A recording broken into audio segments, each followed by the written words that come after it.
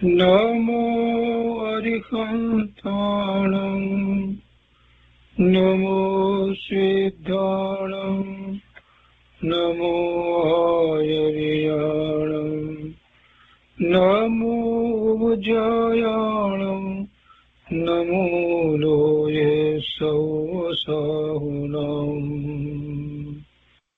અસપંચનમોકારો સર્વપાવપનાશનો મંગલાણં ચ સૌર્યતે પરમં મંગલમ અજ્ઞાનતિમિરંધાનાં જ્ઞાનાંજનશલાકયા ચક્ષુન્મીલિतं येन તસ્મૈ શ્રીગુરવે નમઃ મુખાદિવ્યાકુક્ષિરત્નં શબ્દજિતવર્યાત્મજં શ્રીરાજચन्द्रयहुं વन्दે તત્વલોચનદાયકં પ્રભુતત્વલોચનદાયકં.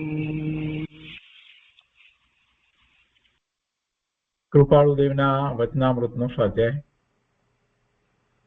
એમાં આપણે વ્યાખ્યાન સાર 2 નો સ્વાધ્યાય કરી રહ્યા છીએ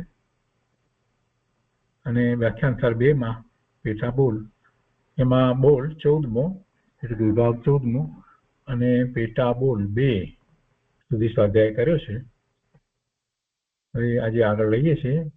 અહીંયા 14મા બોલમાં મોરબી અષાઢ વદ બીજ શનિવાર 1956 અને એમાં એ વાત કરી કે પર્યાયાલોચન એટલે એક વસ્તુને બીજી રીતે વિચારવી તે, અને બીજા બોલની અંદર જે વાત કરવામાં આવી આત્માની પ્રતીતિ માટે સંકલનના પ્રત્યે દ્રષ્ટાંત એમ કહી અને એક દ્રષ્ટાંત કહ્યું. એમાં એમ સમજાયું કે 6 ઇન્દ્રિયોમાં મન અધિષ્ઠાતા છે અને બાકીની 5 ઇન્દ્રિયો તેની આજ્ઞા પ્રમાણે વર્તનાર છે અને તેની સંકલના કરનાર પણ એક મન જ છે. મન જો ન હોત તો કોઈ કાર્ય બનત નહીં. વાસ્તવિક રીતે કોઈ ઇન્દ્રિયનું કાંઈ વળતું નથી. મનનું સમાધાન થાય છે તે એ પ્રમાણે કે એક ચીજ આંખે જોઈ, તે લેવા પગે ચાલવા માંડ્યું, ત્યાં જઈ હાથે લીધી ને ખાધી ઇત્યાદિ, તે સઘળી ક્રિયાનું સમાધાન મને કર્યું, છતાં તે સઘળાનો આધાર આત્મા ઉપર છે. ને આનો વિસ્તાર આપણે કર્યો છે, આ સમજ્યા છીએ. હવે ત્રીજો પેટા બોલ છે. એમાં કહે છે કે જે પ્રદેશે વેદના વધારે હોય તે મુખ્યપણે વેદે છે અને બાકીના ગૌણપણે વેદે છે. જે પ્રદેશે એટલે શરીરના જે પ્રદેશ છે ત્યાં પ્રદેશે વેદના વધારે હોય તે મુખ્યપણે વેદે છે અને બાકીના પ્રદેશ, શરીરના બાકીના પ્રદેશ ગૌણપણે વેદે છે.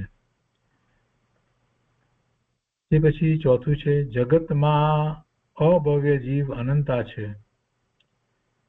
અભવ્ય જીવ અનંતા છે, તેથી અનંત ગુણા પરમાણુ એક સમયે એક જીવ ગ્રહણ કરે છે. અહીંયા તો બતાવવું એ છે કે એક જીવ એક સમયે કેટલા પરમાણુ ગ્રહણ કરે છે તેમ એ અનંતનું માપ બતાવ્યું. એટલે એવા એ ગ્રહણ કરે છે અને છોડે છે એટલે કે મૂકે છે. સતત એ પોતે પરમાણુ ગ્રહણ કરે છે અને છોડે છે. સંસાર અવસ્થામાં છે ત્યાં સુધી એમ જ ચાલે છે. અને એટલે તો આ શરીર જે છે એની અંદર ફેરફારો થઈ રહ્યા છે. એ ફેરફાર કંઈ એક દિવસમાં થઈ ગયા છે એમ નથી. એ ફેરફાર સતત થતા આવ્યા છે અને કેટલા વર્ષોને અંતે જે શરીર દેખાય છે એ શરીરનો વિચાર કરીએ તો આપણને ખ્યાલ આવે કે જન્મ સમય કેવું હતું અને વૃદ્ધાવસ્થા વખતે કેવું છે. અને આ બધા ફેરફારો કંઈ એકાએક તો થયા નથી. રોજ થયા હોય તો રોજમાં પણ દરેક સમયે થયા છે. દરેક સમય, કોઈ સમય એવો નથી કે એમાં કઈ પરમાણુનું આવન જાવન ન થતું. એટલે પરમાણુઓ એ ગ્રહણ કરે છે અને છોડે છે. તે પછી 5મો પેટા બોલ છે. એમાં કહે છે કે દ્રવ્ય, ક્ષેત્ર, કાળ અને ભાવે બાહ્ય અને અભ્યંતર પરિણમતા પરમાણુ જે ક્ષેત્રે વેદના રૂપે ઉદયમાં આવે ત્યાં એકઠા થઈ ત્યાં તે રૂપે પરિણમે, વેદના રૂપે પરિણમે. અને ત્યાં જેવા પ્રકારનો બંધ હોય તે ઉદયમાં આવે. દ્રવ્ય, ક્ષેત્ર, કાળ અને ભાવે બાહ્ય અને અભ્યંતર પરિણમતા પરમાણુ જે ક્ષેત્રે વેદના રૂપે ઉદયમાં આવે ત્યાં એકઠા થઈ ત્યાં તે રૂપે પરિણમે. અને ત્યાં જેવા પ્રકારનો બંધ હોય તે ઉદયમાં આવે. પરમાણુઓ માથામાં એકઠા થાય તો ત્યાં માથાના દુખાવાને આકારે પરિણમે, આંખમાં આંખની વેદનાના આકારે પરિણમે. એટલે પરમાણુના કાર્ય વિશે એક સૂક્ષ્મ વાત કરી છે કે એ પરમાણુ વેદનાના પરમાણુ આવ્યા છે અને એમાં જે જગ્યાએ એને વેદના થવાની છે એ જ જગ્યાએ પરમાણુ આવે છે. ખરેખર તો એવો જ વસ્તુનો સ્વભાવ છે. એટલે જ્યાં એ આવે છે ત્યાં એ એકઠા થાય છે ત્યાં એ દુખાવા રૂપે પરિણમે છે, વેદના રૂપે પરિણમે છે. વેદનાના પરમાણુ છે ને એટલે. પણ આ બધા વ્યવહારના કથનો છે. પરમાણુ તો જે રીતે પરિણમતો હોય એ રીતે પરિણમે છે. એ પરમાણુ એ વેદના સંબંધીના છે તો વેદના તરીકે પરિણમે છે. પણ એમાં મૂળ વાત તો એ કરવી છે કે જીવ, આ આત્મા, એ પરમાણુના પરિણમનથી વિચલિત થઈ જાય તો એ સમ્યક દ્રષ્ટિ નહીં. સમ્યક દ્રષ્ટિ હોય એ એવા પરમાણુના પરિણમનથી વિચલિત થતો નથી, પોતાની શ્રદ્ધામાં ટકી રહે છે. ભલે એને દુખાવો થતો હોય એને એ અનુભવે છતાં પણ પોતાની શ્રદ્ધા એ બદલતો નથી. સમ્યક દર્શનમાં પણ જેમ જેમ એની ભૂમિકા ઊંચી થાય તેમ એવું જ વસ્તુ સ્વરૂપ છે. એટલે મૂળ વાત તો એ સમજવાની છે એમાંથી કે એ એવા ઉદય વખતે કેવી રીતે પ્રવર્તે છે. જેને જ્ઞાન થયું છે, આત્માનું જ્ઞાન ભાન થયું છે, એનું આખું વર્તન જ જુદું હોય છે. તો અહીંયા વાત કરે છે કે એ પરમાણુ ત્યાં એકઠા થયા ત્યાં એટલે કે માથામાં થયા તો માથાના દુખાવા આકારે પરિણમે છે, આંખમાં થયા તો આંખની વેદના આકારે પરિણમે છે. એટલે તો પરમાણુના પરિણમનની વાત થઈ. પણ એ વખતે પણ એને જાણનારું જ્ઞાન છે એ તો આત્માનું છે ને, એ જ્ઞાન આત્માનું છે. પછી છઠ્ઠો પેટા બોલ છે એનું એ જે ચૈત્યને સ્ત્રીને સ્ત્રી રૂપે છે અને પુરુષને પુરુષ રૂપે પરિણમે છે. અને ખોરાક પણ તથા પ્રકારના જ આકારે પરિણમી પુષ્ટિ આપે છે. પછી આગળ શું કહેવું છે એ વાત નથી લીધી, પણ સ્ત્રી હોય કે પુરુષ હોય એ તો વર્તમાન પર્યાય છે. એ તો એવી પર્યાય છે, સ્ત્રીની પર્યાય તો પુરુષની પર્યાય હોય. પછી એ પ્રમાણે શરીર હોય અને એ પ્રમાણે શરીરની અંદર જે પરિણામો થતા હોય એ રીતે થતા હોય. એટલે જીવની એ વખતે એવી યોગ્યતા છે જેથી એને એવા પરિણામો સાથે રહેવું થાય છે. એ જીવની એવી યોગ્યતા છે એટલે એને એ જે સ્ત્રીનું શરીર છે અને એમાં જે કંઈ જે રીતે થઈ રહ્યું છે, જે દુઃખ વગેરે જે થઈ રહ્યું છે, જે કંઈ તો એવું એની એ સમયની એવી યોગ્યતા છે કે એને એ સાથે રહેવું થાય છે. અને બીજા જીવને પુરુષનું છે તો એને એ સમયની એવી યોગ્યતા છે. બંને એક જ જગ્યાએ ઘરમાં રહેતા હોય, એક જ પ્રકારનો ખોરાક લેતા હોય, છતાં પણ એ આકાર, શરીરનો આકાર, શરીરની અંદર જે કંઈ છે તે આ બધું જે છે પરિણમન જે છે એ બંનેનું જુદું જુદું છે. અને જુદું જુદું છે છતાંય અંદરમાં રહેલો જીવ, એ બંને શરીર સાથે રહેલા બંને જીવ, એ જીવ તરીકે એક સમાન છે, એમાં કાંઈ ફેર નથી. કોઈ જીવ અત્યારે એ સ્ત્રીની પર્યાયમાં છે તો કંઈ બીજા જીવથી એ જુદો છે એવી તો કોઈ વાત છે નહીં. જીવ માત્ર બધા જ સરખા છે, બધા અનંત ગુણનો ભિન્ન છે. પણ વર્તમાનમાં એને પૂર્વે જેવા ભાવ કર્યા એ પ્રમાણે એને એવી ગતિ થઈ અને એમાં મનુષ્યની કે દેવની ગતિ થઈ હોય, તિર્યંતની થઈ હોય, નારકીની થઈ હોય, કોઈ પણ ગતિ થઈ હોય, ગતિને અનુરૂપ શરીર પ્રાપ્ત થયું હોય. અને એમાં મનુષ્યની અંદર તો પછી પાછા એ 3 પ્રકારના શરીર હોય, પુરુષ, સ્ત્રી અને નપુંસક એ પ્રકારે હોય છે. નારકીની અંદર તો નપુંસક હોય છે, દેવની અંદર તો 2 જ પ્રકારના શરીર હોય છે, એટલે કે દેવ અને દેવી. તો આ બધાનો જ્યારે વિચાર કરીએ છીએ તો એવું શરીર જેને મળ્યું છે એ શરીર સાથે રહેલો એ પણ ભગવાન આત્મા જ છે.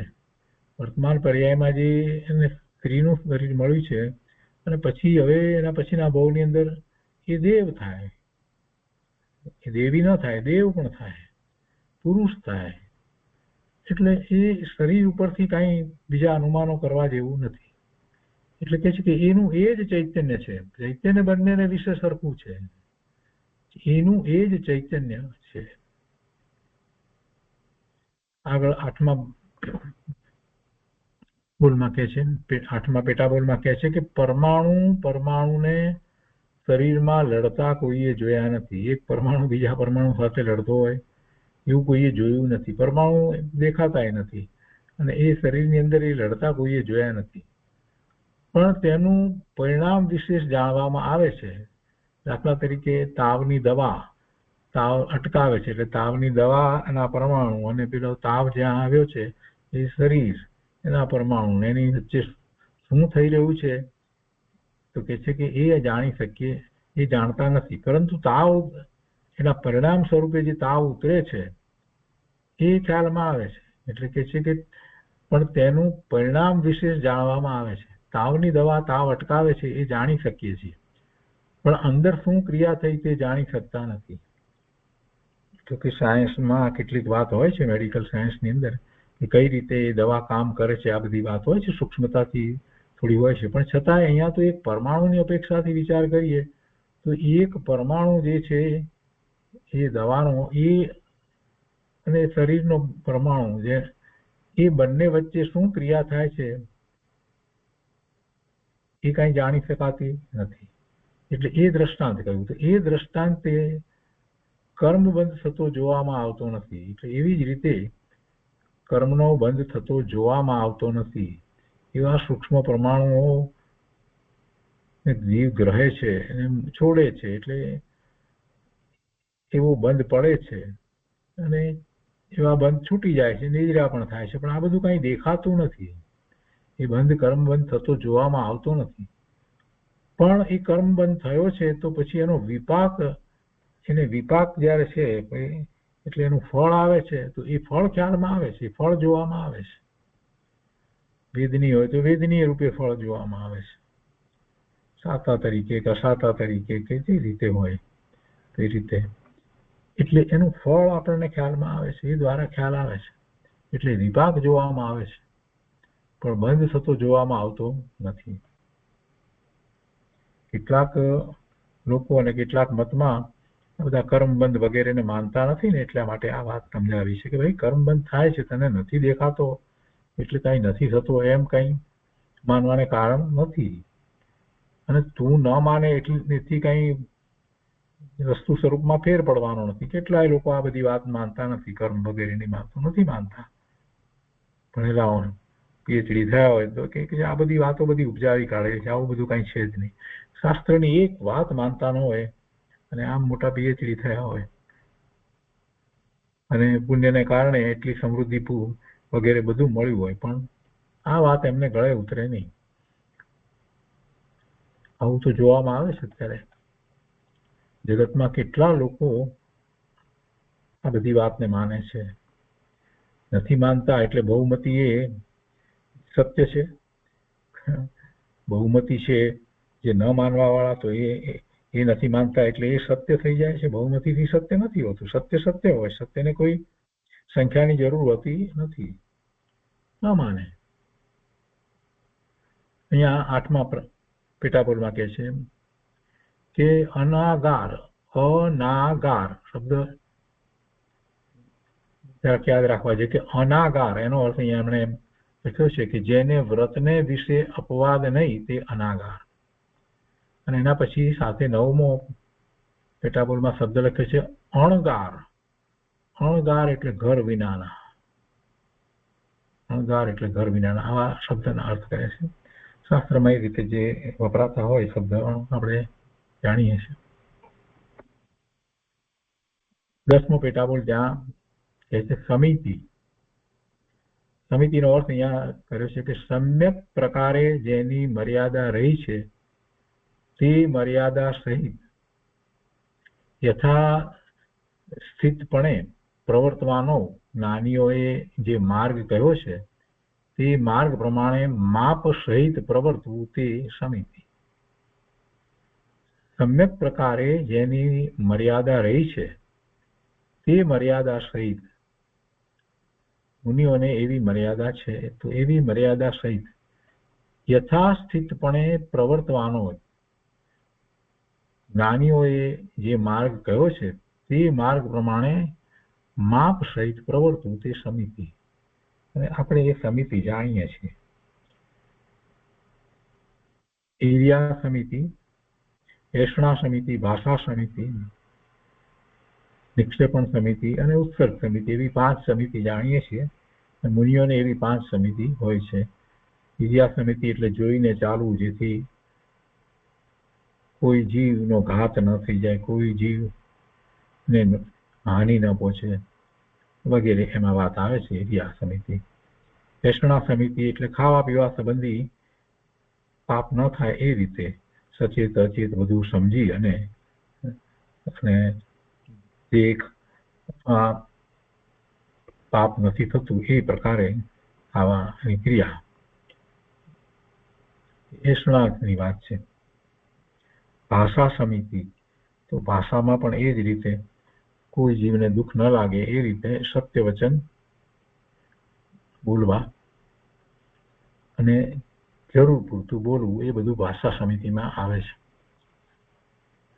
નિક્ષેપણ સમિતિ એટલે પદાર્થો લેવા મૂકવા, એમાં સૂક્ષ્મ જીવોની હિંસા ન થાય એ રીતે કરવું.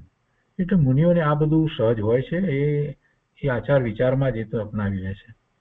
અને ઉત્સર્ગ સમિતિ એટલે જે મળમૂત્રનો ત્યાગ જે છે એવી રીતે કરવામાં આવે જેથી કરીને સૂક્ષ્મ જીવો, નાના ઝીણા જે જંતુઓ વગેરે જે જીવો, કીડી મકોડા એ બધા, તો એનો ઘાત વગેરે ના થાય.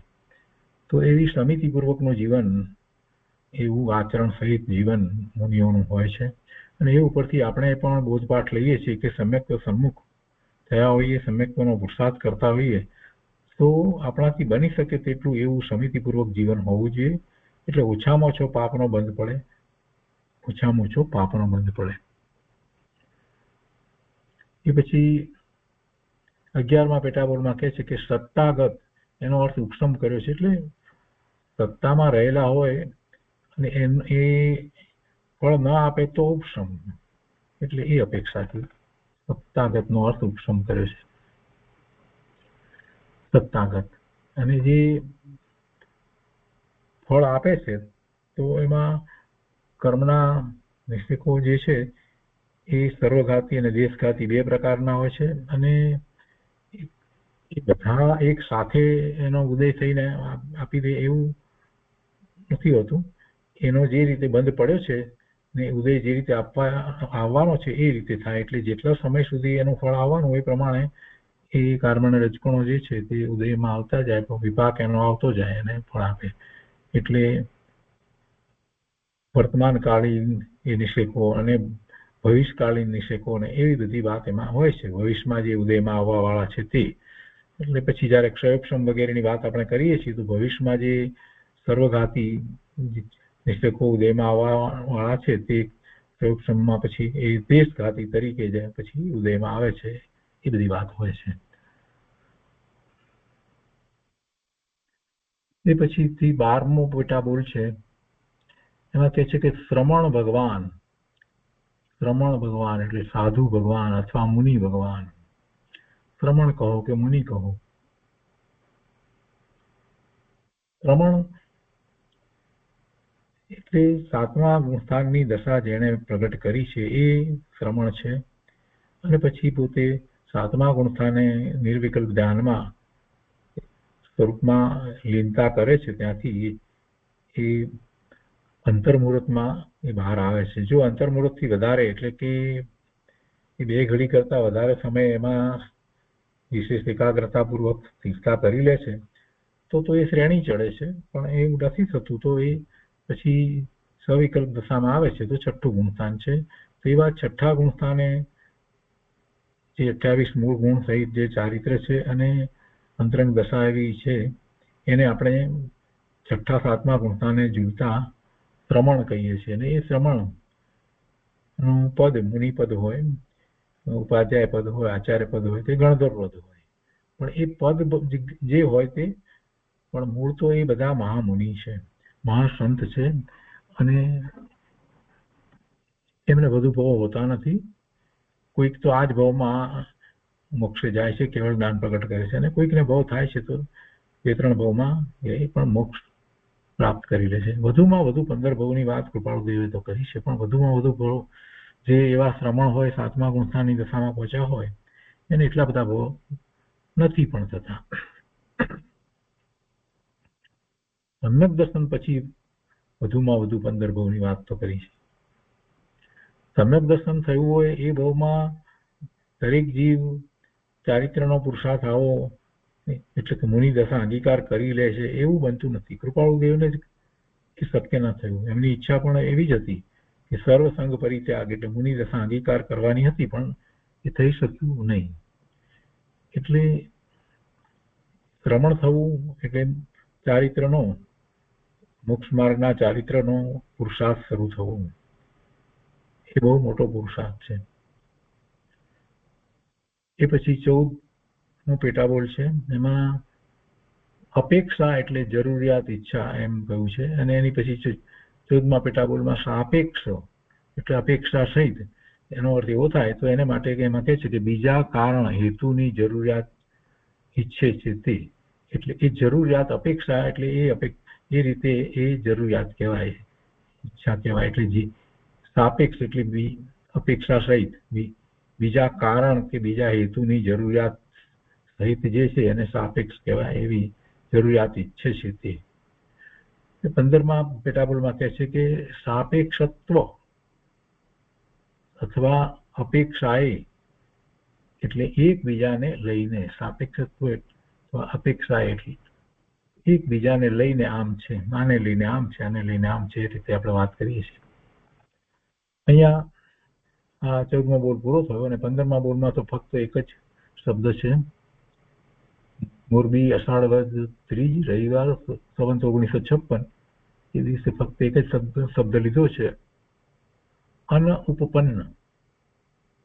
અનુપપન્ન એટલે અનઉપપન્ન, 2 શબ્દ છે, સંધિ છૂટી પાડીએ તો. એટલે નહીં સંભવિત, નહીં સિદ્ધ થવા યોગ્ય, અનઉપપન્ન એવો અર્થ અહીંયા કર્યો છે. પછી 16મો છે બોલે, એમાં કહે છે કે શ્રાવક આશ્રય પરસ્ત્રી ત્યાગ તથા બીજા અણુવ્રત વિશે વાત કરવામાં આવી છે, અને એ વાત અહીંયા આગળ કરી છે. તો એમાં પેટાબોલમાં 16ની અંદર પહેલો પેટાબોલ એની અંદર એમ કે છે, અહીંયા કહ્યું ને કે શ્રાવક આશ્રય, બીજી વાત પરસ્ત્રી ત્યાગની, અને તથા ત્રીજા અણુવ્રત વિશે જે વાત કરી છે. તો એમાં પહેલા પેટાબોલમાં કહે છે કે જ્યાં સુધી મૃષા અને પરસ્ત્રીનો ત્યાગ કરવામાં આવે નહીં, મૃષા એટલે અસત્ય, જ્યાં સુધી અસત્ય અને પરસ્ત્રીનો ત્યાગ કરવામાં આવે નહીં ત્યાં સુધી સર્વ ક્રિયા નિષ્ફળ છે. ત્યાં સુધી આત્મામાં છળ કપટ હોવાથી ધર્મ પરિણમતો નથી. 2 વસ્તુ દીધી છે, અસત્ય અને પરસ્ત્રીનો ત્યાગ. અને એવું ન કરવામાં આવે ત્યાં સુધી બીજી ધર્મની ગમે તે ક્રિયા કરે તો પણ એ બધી ક્રિયા નિષ્ફળ છે. જે અસત્ય બોલે છે, જે અસત્ય આચરણ કરે છે, એને ધર્મ ક્યાંથી હોય? એવી જ રીતે જેને પરસ્ત્રી ગમન થઈ રહ્યું છે, પરસ્ત્રીમાં જે રોકાયો છે, એને ધર્મ ક્યાંથી હોય? એટલે એ તો દોષ છે, મોટા દોષ છે. આવા દોષ હોય, આવા દોષ રહિત જે છે એ તો જીનવાણી વાંચવા માટે પણ પાત્ર નથી. એની પાત્રતા જીનવાણી વાંચવાની પણ નથી. આપણે 7 વ્યસનના ત્યાગની અંદર પણ પરસ્ત્રી નો ત્યાગની વાત હોય છે, વેશ્યાનો ત્યાગ ને પરસ્ત્રીનો ત્યાગ ને આ બધી વાત આવે છે એમાં પણ. તો પછી જ્યારે એ જીનવાણી હાથમાં લેવા માટે પણ પાત્ર નથી તો એને ધર્મ તો ક્યાંથી હોય? એટલે એવી જે કંઈ ક્રિયા છે ત્યાં સુધી એ ભલે ગમે તે રીતે બહારમાં કોઈ પણ રીતે ધર્મની ક્રિયા વગેરે કરતો હોય પણ બધું એ નકામું છે, નિષ્ફળ છે. કેમ કે આત્મામાં છળ કપટ હોવાથી ધર્મ પરિણમતો નથી. બીજો પેટાબોલ છે એમાં ધર્મ પામવાની આ પ્રથમ ભૂમિકા છે. એટલે આ ન હોય, વૃષા અને પરસ્ત્રી એ છે તો એનો ત્યાગ જ હોવો જોઈએ, એ એને હોય જ નહીં. સત્ય પરસ્ત્રી વગેરે એ બધું હોય નહીં. એટલે ધર્મ પામવાની આ પ્રથમ ભૂમિકા છે, એ તો હોય જ નહીં. પછી આગળ એના વિશે જ આગળ કહે છે ત્રીજું કે જ્યાં સુધી મૃષા ત્યાગ અને પરસ્ત્રી ત્યાગ એ બે ગુણો ન હોય ત્યાં સુધી વક્તા તથા શ્રોતા હોઈ શકે નહીં. એ વક્તાય ન હોઈ શકે અને શ્રોતાય ન હોઈ શકે. એ સાચા અર્થમાં શ્રોતાય થઈ શકતો નથી. શ્રોતા કેવા હોય એના વર્ણન પણ આવે છે શાસ્ત્રમાં કે એટલે કે જે પરમાર્થને પામવા માટે પુરુષાર્થ કરી રહ્યા છે એવા શ્રોતા કેવા હોય એમ, એવા શ્રોતાની વાત અહીંયા તો લેવી છે. તો એ શ્રોતા થવાને પણ એ લાયક નથી. જ્યાં સુધી મૃષા ત્યાગ અને પરસ્ત્રી ત્યાગ ન હોય ત્યાં સુધી એ સાચો શ્રોતાય થઈ શકતો નથી. વક્તા તો ક્યાંથી થાય? એ પછી એના જ વિશે આગળ ચોથા પેટાબોલમાં કહે છે કે મૃષા જવાથી ઘણી અસત્ય પ્રવૃત્તિ ઓછી થઈ નિવૃત્તિનો પ્રસંગ આવે છે. અસત્ય આચરણ, અસત્ય બોલવું, આ બધું અસત્ય ચાલ્યું જાય એટલે પછી બીજી કેટલી બધી પ્રવૃત્તિઓ છે કે જે એક જૂઠાણાને ઢાંકવા માટે, એક અસત્યને છુપાવવા માટે બીજું અસત્ય બોલવામાં આવે અને બીજી અનેક પ્રકારે પ્રવૃત્તિ, અનેક પ્રકારે માયાચાર આચરવામાં આવે. આ બધાથી એ પછી નિવૃત્ત થઈ જાય. જ્યાં અસત્ય બોલતો જ નથી તો પછી ક્યાં વાત રહી? એટલે મૃષા જવાથી ઘણી અસત્ય પ્રવૃત્તિ ઓછી થઈ જાય અને નિવૃત્તિનો પ્રસંગ આવે છે. સહજ વાતચીત કરતા પણ વિચાર કરવો પડે. એમાં બે વાત સાથે આવી જાય છે. સહજ વાતચીત કરતા પણ વિચાર કરવો પડે. એમાં બંને વાત આવી જાય છે કે જે અસત્ય આચરણ કરે છે એને તો એ વિચાર કેટલોય કરવો પડે, કેમ કે પોતે જે કાંઈ વાતો છુપાવી છે, માયાચાર કર્યા છે, અસત્ય આચરણો કર્યા છે, તો એને માટે બીજા અસત્ય બોલવા અને એ કેટલોય માયાચાર વગેરે કરે છે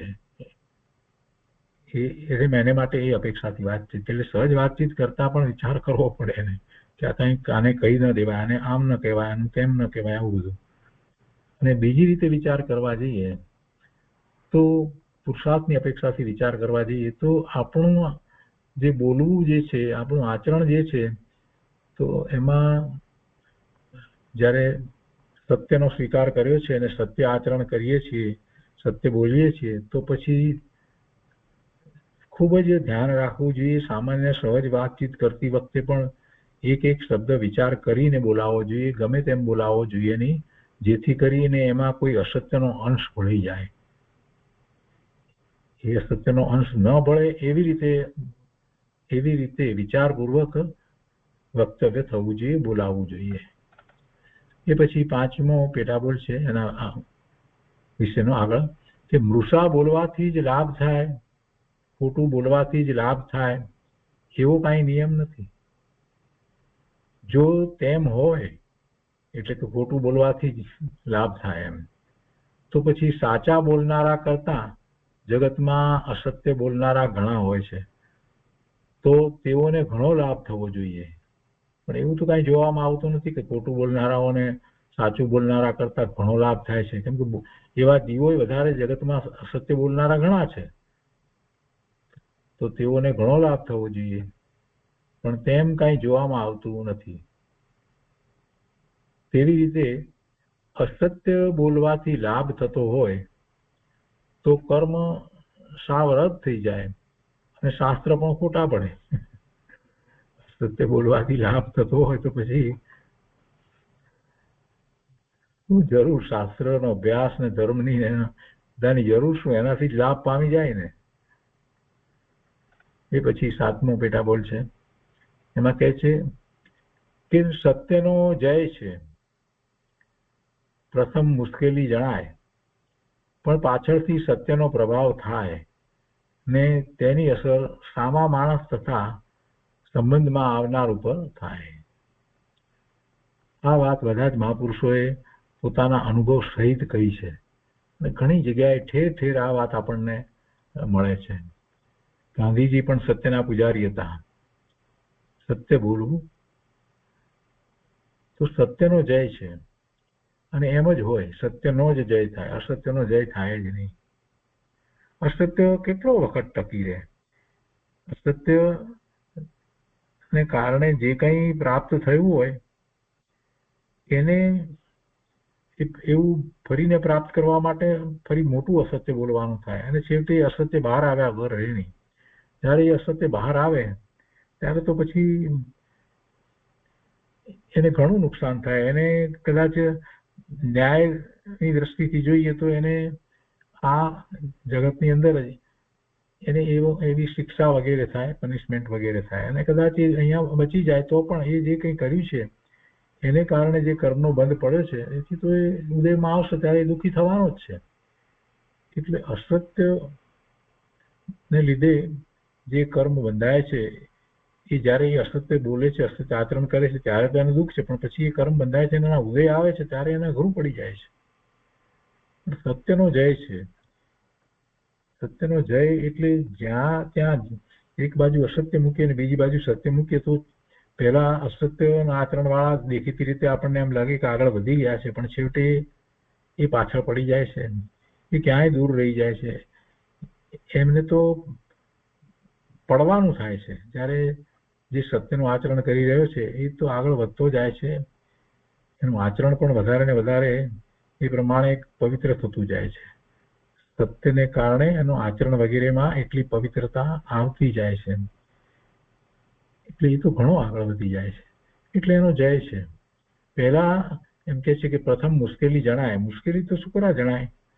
સત્ય બોલવામાં કઈ મુશ્કેલી હોતી નથી, પણ એને અનાદિથી જીવોને એવી ટેવ પડી છે ને અસત્ય બોલવાની, એટલે એને એમ થયા કરે છે કે બધી જગ્યાએ સત્ય બોલીશું તો પછી કોઈક ઉપર કોઈક રીતે છાપ પડશે, કોઈક મને કાંઈક કહેશે વગેરે. એટલે એવા એના અંદરમાં એવા ખોટા ભય છે. તો એને લીધે થઈને એને શરૂઆતમાં એમ લાગે કે બધી જગ્યાએ સત્ય બોલવું એમ, તો બધી જગ્યાએ સત્ય બોલીશું તો નુકસાન થશે વગેરે.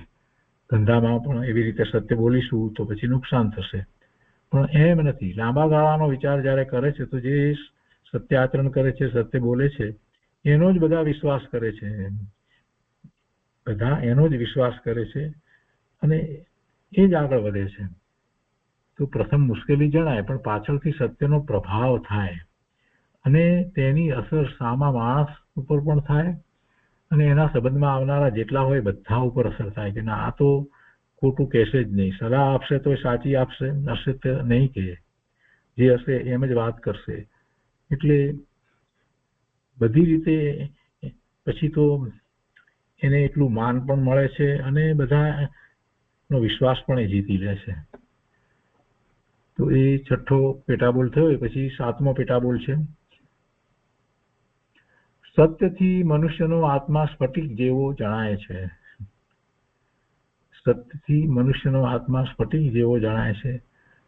બીજી રીતે કહીએ તો સત્યનું આચરણ કરે છે જે, એને મલિનતા નથી, એને મલિનતા નથી.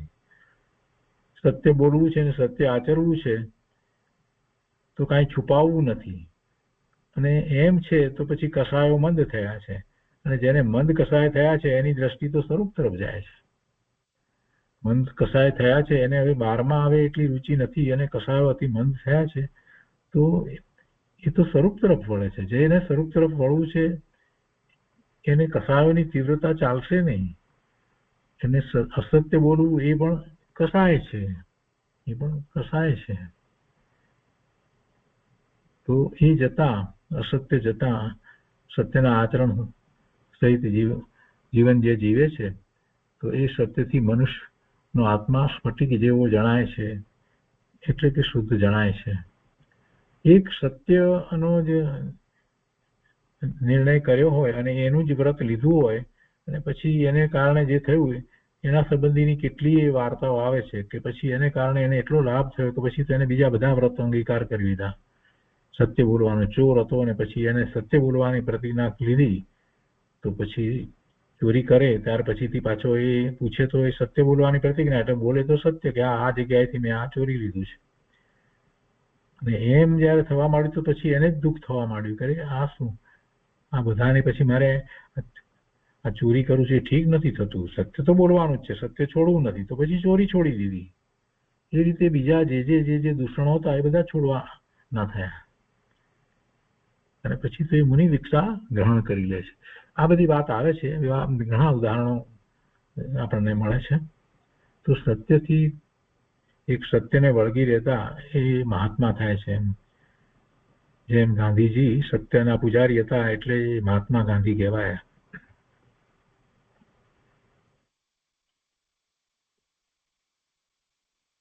એ પછી 17મો બોલ છે. મોરબી અષાઢવદ ચોથ સોમવાર સંવત 1956. એમાં અહીંયા કહે છે કે દિગંબર સંપ્રદાય, પહેલો બેટા બોલ છે, દિગંબર સંપ્રદાય એમ કહે છે કે આત્મામાં કેવળ જ્ઞાન શક્તિ રૂપે રહ્યું છે.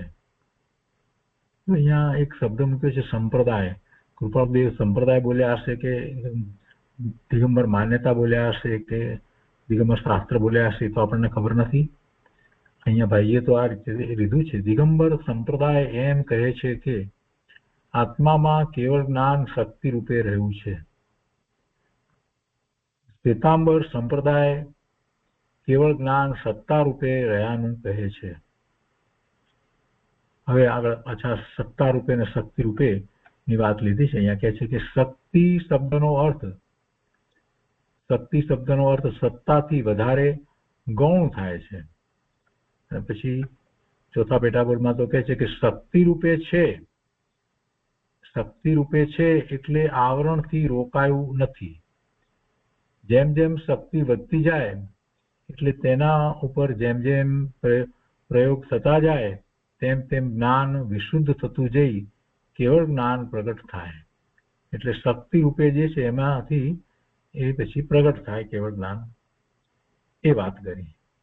અને જે સત્તાની વાત કરે છે તો એમાં કહે છે કે સત્તામાં એટલે આવરણમાં રહ્યું છે એમ કહેવાય. સત્તામાં છે પણ ઉદયમાં નથી એમ. કર્મની સત્તા જે આપણે કહીએ છીએ તો એ કર્મના આવરણો જે છે એનાથી ઢંકાયેલું છે. શું? કેવળ જ્ઞાન. અહીંયા કહ્યું ને શ્વેતાંબર સંપ્રદાય એમ કહે છે કે કેવળ જ્ઞાન સત્તા રૂપે રહ્યાનું છે, તો એ માટે એમ કહે છે કે સત્તામાં એટલે આવરણમાં રહ્યું છે એમ કહેવાય. અને પછી એના વિશે આગળ કહે છે કે સત્તામાં કર્મ પ્રકૃતિ હોય તે ઉદયમાં આવે એ શક્તિ રૂપે ન કહેવાય. આ એક સ્પષ્ટતા કરી. સત્તામાં કર્મની પ્રકૃતિ હોય તે ઉદયમાં આવે એટલે શક્તિ રૂપે ન કહેવાય, એ તો ઉદય રૂપે જ કહેવાય. સત્તામાં હતું અને એનો ઉદય થયો એટલે એ ઉદય રૂપ કહેવાય, શક્તિ રૂપ ન કહેવાય. તો અહીંયા આગળ કહે છે કે સત્તામાં કેવળ જ્ઞાન હોય, શ્વેતાંબર સંપ્રદાયની વાત કરીને કહ્યું છે ને, તો કે સત્તામાં કેવળ જ્ઞાન હોય અને આવરણમાં ન હોય એમ ન બને. કેમ કે સત્તામાં કેવળ જ્ઞાન હોય અને આવરણ ન હોય તો એ પ્રગટ જ હોય. તો કે છે કે એમ ન હોય, એટલે કે એ આવરણમાં હોય. ભગવતી આરાધના જોશું એટલે ભગવતી આરાધનામાં એ રીતે વાત કરી છે ત્યાં શ્વેતાંબર મત પ્રમાણે સત્તા રૂપે કેવળ જ્ઞાન છે પણ એને આવરણ છે, અને પછી એ એવો પુરુષાર્થ કરી અને એ આવરણને દૂર કરે છે એટલે કેવળ જ્ઞાન પ્રગટ થાય છે જે સત્તામાં છે તે. એ રીતે વાત લીધી છે ત્યાં. દિગંબર મતની વાત અહીંયા એ રીતે કરી છે કે કેવળ જ્ઞાન શક્તિ રૂપે છે. આપણે એ વાત હંમેશા કરીએ છીએ કે આત્માનો જ્ઞાન સ્વભાવ પરિપૂર્ણ છે. એ જ્ઞાન પૂર્ણપણે છે એટલે અંદર જ્ઞાન ગુણ એનો જ્ઞાન એને અનુસરીને એનો જ્ઞાન સ્વભાવ છે એ તો પૂર્ણ જ છે, પણ એનો ઉઘાડ ઓછો વધારે જોવામાં આવે છે. એનો ઉઘાડ જે છે એના આપણે નામ આપ્યા છે, મતિ જ્ઞાન, શ્રુતિ જ્ઞાન, અવધિ જ્ઞાન, મનોપર્ય જ્ઞાન. એ રીતે એને પૂર્ણ જયારે ઉઘાડ થઈ જાય છે તો કેવળ જ્ઞાન છે. એટલે એ આત્માની શક્તિ રૂપે છે, આત્માનું જ્ઞાન ગુણ છે અને એ શક્તિ રૂપે રહેલું છે, એ શક્તિ રૂપે છે. એટલે જીવ માત્રની અંદર એ શક્તિ રૂપે કેવળ જ્ઞાન છે. અને પછી એની પ્રગટતા માટે જીવ પુરુષાર્થ કરે છે, કેમ કે એ એનો ગુણ છે ને શક્તિ રૂપે રહ્યું છે, તો એ નિર્ણય થઈ જાય છે કે પોતે શક્તિ રૂપે કેવળ જ્ઞાન સ્વભાવી ભગવાન આત્મા જ છે. તો પછી એને એ પ્રગટ કરી જ શકે છે, એ પ્રગટ કરવા માટે પણ એ સક્ષમ છે. તો એ વાત અહીંયા કરી છે. સત્તામાં કેવળ જ્ઞાન હોય અને આવરણમાં ન હોય એમ ન બને. ભગવતી આરાધના જોશો એટલે એ શ્વેતાંબર મત પ્રમાણેની વાત કરી એ પ્રમાણે એને આવરણ હોય, કેવળ જ્ઞાનને આવરણ હોય. હવે આપણે પણ એક વાત તો કહીએ છીએ કે જ્ઞાનાવરણીય કર્મ, તો એમાં જ્ઞાનાવરણીય કર્મની પ્રકૃતિઓ, પેટા પ્રકૃતિઓ જે લઈએ તો મતિ જ્ઞાનાવરણીય, શ્રુત જ્ઞાનાવરણીય, અવધિ જ્ઞાનાવરણીય, મનોપર્ય જ્ઞાનાવરણીય અને કેવળ જ્ઞાનાવરણીય એવી પ્રકૃતિ પણ કહીએ છીએ. પણ એને નિમિત્ત તરીકે કહીએ છીએ કે એનો ઉઘાડ ન થવામાં એ નિમિત્ત કારણ છે. અને જેટલા અંશે એને ઉઘાડ છે એટલા અંશે સામે એ કર્મની પ્રકૃતિ જે છે એનો ઉપક્ષમ હોય છે. અહીંયા ઉપક્ષમ થતો નથી, નાના વર્ણની કર્મની પ્રકૃતિના ઉપક્ષમ ન હોય. ઉપક્ષમ મોહનીય કર્મની અંદર જ ઉપક્ષમ હોય, બીજે ઉપક્ષમ હોતા નથી, સઉપક્ષમ હોય છે. તો એ રીતે એવી કર્મની પ્રકૃતિ પેટા પ્રમાણે તો આપણે એ કહીએ છીએ કે કેવળ જ્ઞાનાવરણીય એવી કર્મની પ્રકૃતિ, અને એ નિમિત્ત કારણ છે. એટલે એ અપેક્ષાએ કોઈને એમ પણ લાગે કે ત્યાં પણ એ વાત આવરણની વાત તો કરવામાં આવી છે, પણ આવરણને એને મહત્વ નથી અપાયું. અને એ આવરણ જાય છે કેવી રીતે? એ પોતાના પુરુષાર્થથી જાય છે. એટલે કર્મના આવરણો, જે જળ આવરણો જે છે એ વાસ્તવમાં એ જાય એટલે જીવને કેવળ જ્ઞાન થાય એમ નથી સ્વીકાર થયો, પરંતુ એમ સ્વીકાર થયો કે જીવના એવા ભાવ થયા છે તો સામે પછી એ આવરણો તરીકે હતા, જે નિમિત્ત તરીકે હતા, એ પછી રહેતા નથી, એનો ક્ષય થઈ જાય છે. એટલે આપણે એ વાત હંમેશા કરીએ છીએ કે જીવના ભાવ કેવા છે, એટલે પુરુષાર્થ પૂર્વક જે સ્વભાવ ભાવે જવાનો જેનો જે પુરુષાર્થ થાય છે ને એ રીતે જે થઈ રહ્યું છે, તો એની સામે કર્મની પ્રકૃતિઓ જે છે એ ખરી જાય છે, એની સામે ખરી જાય છે. એટલે હંમેશા પુરુષાર્થ તો ઉભો જ રહે છે. પુરુષાર્થને કોઈ અટકાવી શકે એમ નથી. ભલે ને ગમે તેવી કર્મની પ્રકૃતિ હોય, ઉદય હોય, તે છતાંય જીવ ધારે તો પુરુષાર્થ તો કરી શકે છે. વર્તમાન એનો છે. કર્મ બંધાયા છે એ તો ભૂતકાળમાં જે ભાવ કર્યા હતા એનું પરિણામ છે.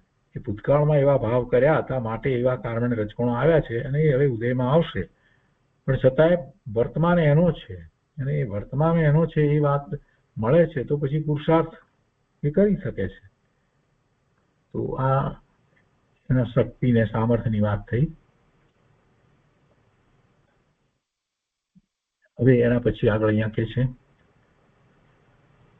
8મા પેટાબોલમાં કે કાંતિ, દીપ્તિ, શરીરનું વળવું, ખોરાકનું પાચન થવું, લોહીનું ફરવું, ઉપરના પ્રદેશોનું નીચે આવવું, નીચેના ઉપર જવું, એટલે વિશેષ કારણથી સમુદ્ઘાત આદિ, રતાશ, તાવ આવવો, એ બધી તેજસ પરમાણુની ક્રિયાઓ છે.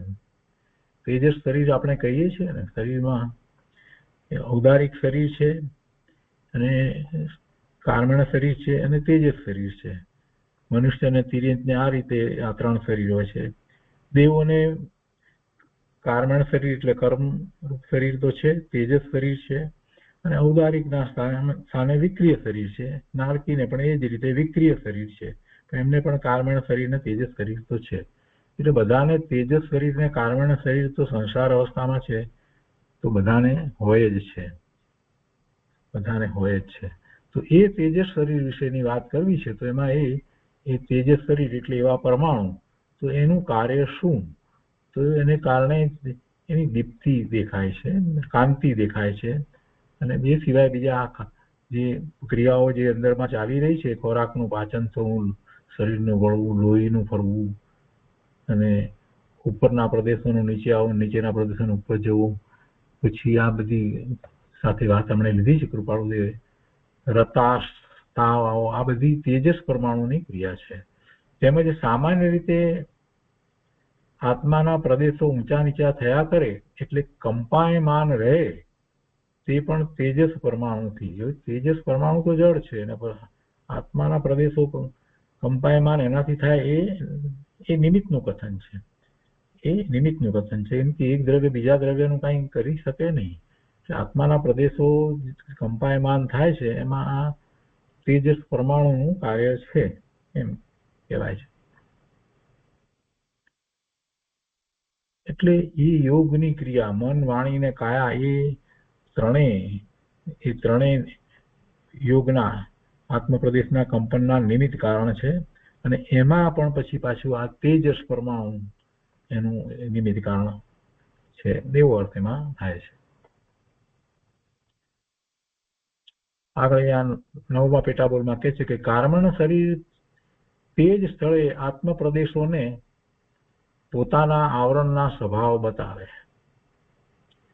કર્મણ શરીર તે જ સ્થળે આત્મપ્રદેશોને પોતાના આવરણના સ્વભાવ બતાવે. એટલે આત્માના પ્રદેશને જે ઢાંકે છે, તો તે આત્મપ્રદેશોને પોતાના આવરણના સ્વભાવ બતાવે. એટલે કે એનો સ્વભાવ જે છે, એના ગુણો જે છે તેને પ્રગટ થવા ન દે, જો અતિકર્મના છે તો. પણ હવે એક સાથે લીધી વાત એ છે કે જે કંઈ કર્મ બંધાય છે, તો એના પરમાણુ જેટલા પ્રમાણમાં આવે એટલો પ્રદેશ બંધ કહેવાય છે. પણ છતાં એ જીવના બધા જ પ્રદેશો ઉપર એ આવરણ તો હોય છે, કે અમુક જગ્યાએ આવરણ ન હોય એવું નથી હોતું.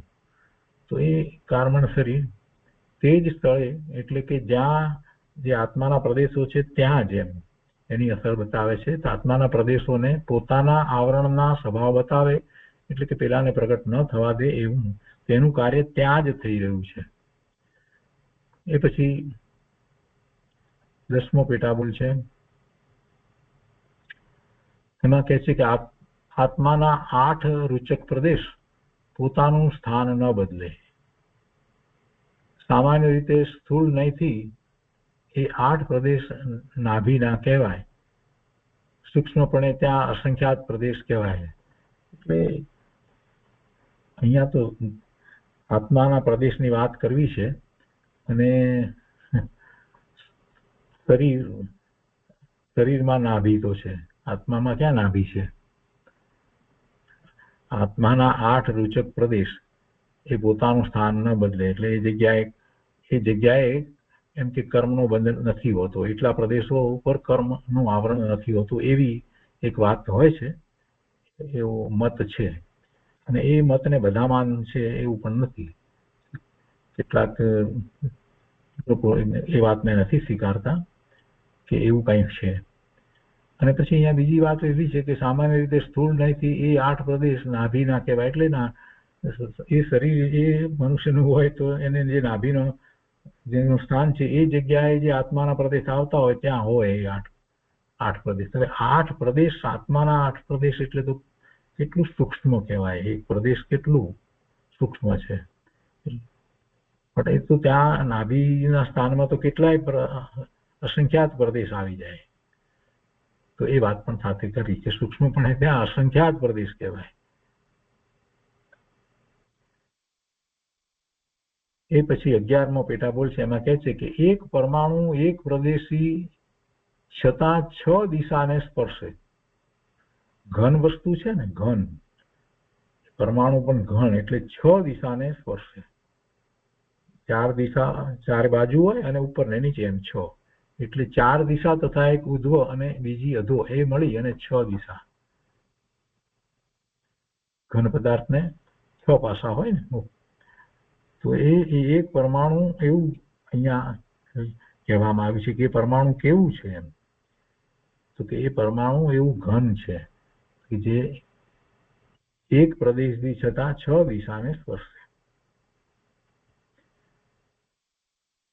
અને એટલે તો એવા બંધ પડે ને, એટલે કે એ ભેગા થાય અને કાર્બન રજકણો ભેગા થઈ શકે, એ કર્મમાં ભેગા થાય કે બીજા પદાર્થ તરીકે ભેગા થાય. આ બધી ભૂતગળની સ્કંદની જે બધી રચનાઓ છે, તો એમાં એ બીજા પરમાણુઓ સાથે જોડાય. એટલે કેટલી બધી બાજુથી જોડાઈ શકે, 6 બાજુથી જોડાઈ શકે. જે સરફેસ ઉપર હોય એ પણ કેટલી બધી બાજુથી જોડાઈ શકે, એ પણ 5 બાજુથી જોડાઈ શકે. એટલે આ દ્વારા આપણને ખ્યાલ આવે છે કે એને જોડાવાનું બહુ સહેલું છે એને માટે.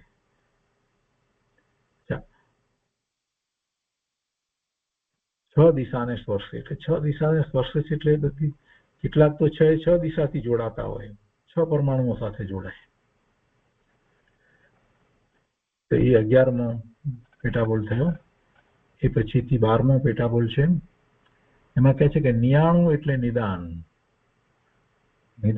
અથવા તો નિયાણું એટલે કે કેટલીક ધર્મની કેવી ક્રિયા અને અનુષ્ઠાનો કરવામાં આવે અને એની સાથે અંદરમાંથી એવી ઈચ્છા હોય, કે આના ફળ સ્વરૂપે મને અમુક વસ્તુ આ લોકમાં પ્રાપ્ત થાય અથવા તો પરલોકમાં પ્રાપ્ત થાય, એને નિયાણું બાંધ્યું એમ કહેવામાં આવે, અથવા તો એને નિદાન કહેવામાં આવે.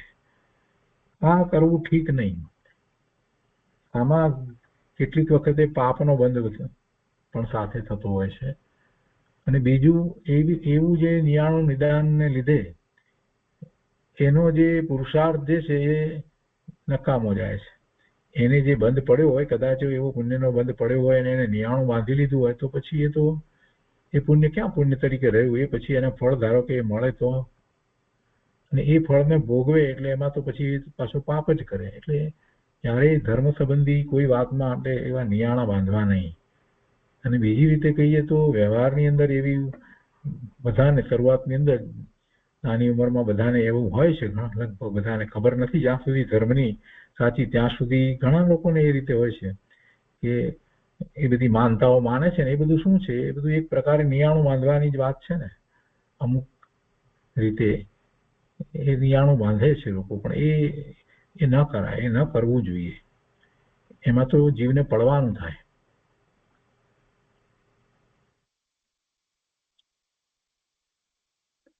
તો આજનો સ્વાધ્યાય અહીંયા સુધી રાખીએ છીએ.